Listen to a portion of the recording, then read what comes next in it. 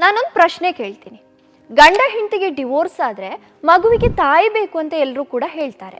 ಆದರೆ ಮಗುವನ್ನ ತುಂಬಾ ವರ್ಷಗಳ ಕಾಲ ಸಾಕಿದ ಅಪ್ಪನ ಪ್ರೀತಿ, ಆ ತ್ಯಾಗ, ಆ ಹಕ್ಕು ಇವೆಲ್ಲವೂ ಕೂಡ ಅಷ್ಟೇ ಮುಖ್ಯ ಅಲ್ವಾ?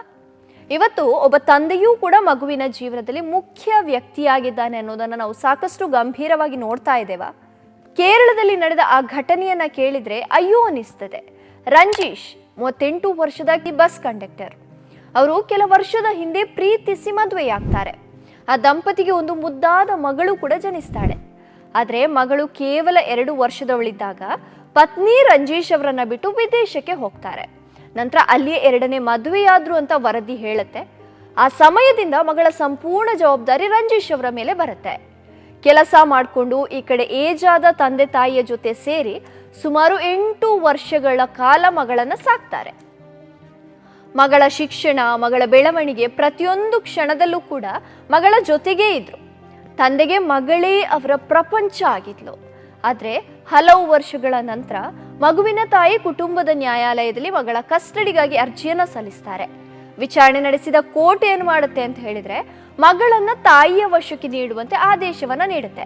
ಈ ತೀರ್ಪಿನ ನಂತರ ಮಗಳಿಂದ ದೂರವಾದ ರಂಜೀಶ್ ಮನನೊಂದು ಆತ್ಮಹತ್ಯೆಯನ್ನ ಮಾಡ್ಕೊಳ್ತಾರೆ.